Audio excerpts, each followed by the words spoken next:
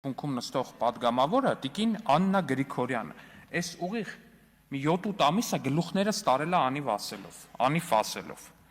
Այդ անիվը, իդեպ այդ անիվի թեման էլի առհասարակ դաշտ է եկել, որտեղ այդ նույն իրավապահ համակարգը, մեր իշխանության ժամանակ նույն իրավապահ համակարգը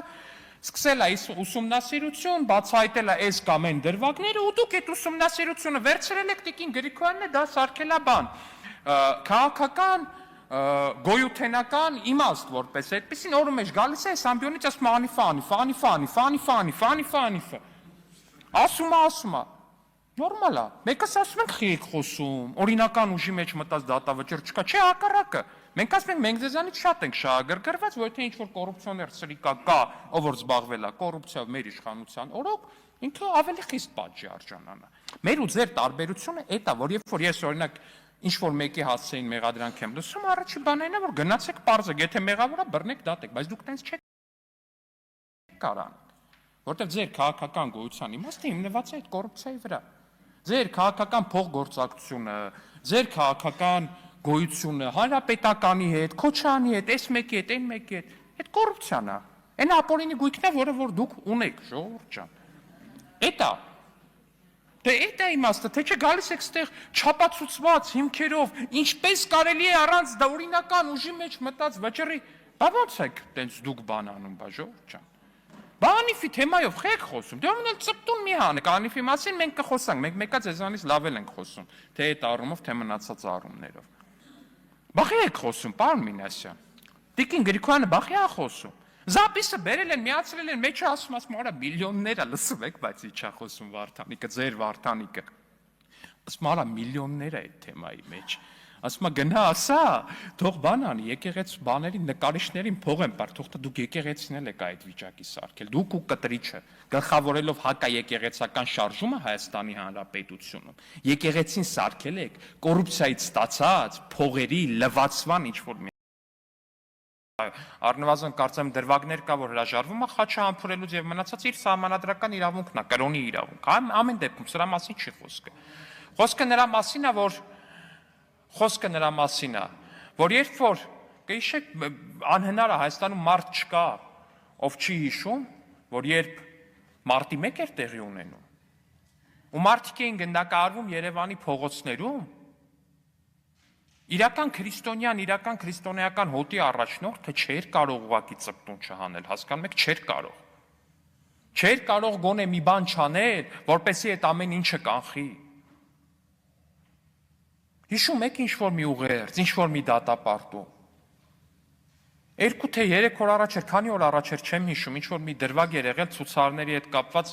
մի քիչ կոպիտ էին քաշել կամ նույնիսկ կոպիտ էլ չէին քաշել, մի քիչ քաշքշել էին։ Դատապարտում ենք բռնությունները։ Եթե մարտի 1-ը դատապարտեիք, պարոն Գարեգին B, ինչ չէիք դատապարտում։ Գիտեք ինչի չէին դատապարտում։ Որովհետև նույն Ռոբերտ Քոչարյանի համար թե եկեղեցին, թե Սաղմոսը, թե քրիստոնեական արժեքներն ու պատվիրանները նույնն են, ինչ եկեղեցական որոշ բարձրաստիճան սպասավորների համար։ Նրանք նույն ալիքի վրա են, նույն սանրի կտավն են, չգիտեմ էլ ինչ նմանատիպ ասույթներ կա, բոլորը տվյալ դեպքում կիրառելի է։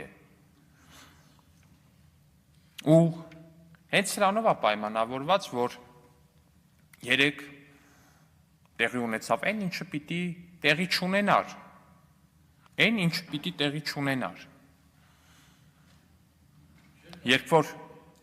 երբ որ տեղի չունենար, եթե այս շարժման առաջնորդ կարգված կամ նշանակված տերտերը իրապես կրեր քրիստոնեական արժեքներ։ Սրա մասին է խոսքը։ Իրապես քրիստոնեական արժեքներ կրողը ոստիկանների նկատմամբ պետքան մաղձ չէր թափի։ Նրա գլխավորած շարժումը չէր տարածի ոստիկանների ընտանիքների անչափահաս երեխաներով լուսանկարները չէր հորդորի զանգել հայհոյել նրանց երեխաներին տերորի ենթարկել ու կամ նմանատիպ բաներ անել։ Չէր անի ուղղակի։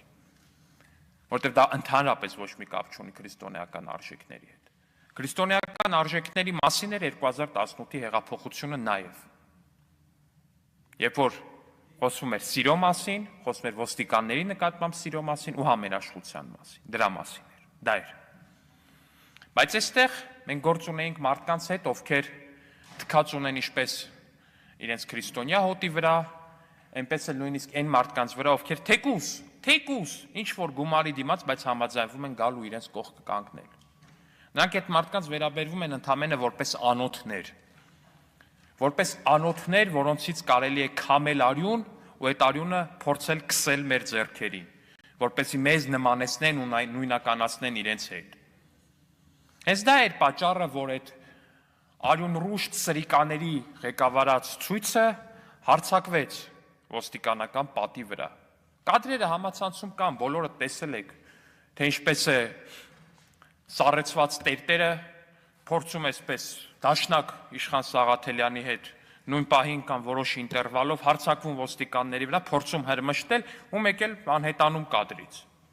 Ու այդ պահին ակնհայտորեն հրահանգավորված ցուցարարների մի խումբ, որոնց էլի ըստ բանի ըստ լոգիկայի հաշվի առնելով են բոլոր գաղտնալսումները, որ մինչ այս հրապարակվել են, գումարի դիմաց բերել են այդտեղ, սկսում է կոտրել սալիկները, մայթի, քարերն է կոտրում, որպեսզի նետի ոստիկանների գլուխներին, ջարդում է ցանկապատերը, այդպիսով հարձակվելով ոստիկանների վրա ու փորձելով ստանալ մաքսիմալ շատ արյուն, որովհետև նրանց նպատակը երկու նպատակ է ունեցել, էլի նպատակ A եւ նպատակ B։ Նպատակ A-ն նոյեմբերի 9-ը, այսինքն ցուցարարներին կհաջողվեր ջարդել ոստիկանական պատը, գալ ազգային ժողով ու մահափորձ կամ գուցե եւ հենց սպանություններ իրականացնել Հայաստանի Հանրապետության բարձրագույն ղեկավարության նկատմամբ եւ պլան B-ն, որ եթե ցուցարարներին չհաջողվեր շրջանցել ու ջարդել ոստիկանական պատը, ապա հասնել նրան, որպեսզի ոստիկանները ինքնապաշտպանության դիմելով գնային այնպիսի գործողությունների, որոնց հետևանքով որ կլիներ գոնե մեկ սակրալ զոհ։ Հենց դա էր պատճառը, որ երեք ցուցարարի ձեռքը վնասված, տեսել ենք ինչից, որ ինքը փորձում է վերցնել դժբախտաբար, ես անկեղծորեն ցավում եմ այդ մարդու համար, դժբախտաբար փորձում է վերցնել այդ գետնին ընկած ձայնային ռումբը ու ձեռքի մեջ պայթում, ակնհայտորեն երևում է, որ ձեռքը վրան է շատ վիրավոր է, երեկվանից այստեղ մեր գործընկերները ընդդիմադիր, որ միջև այդ մի չէին փայլել նրանք այստեղ գալով,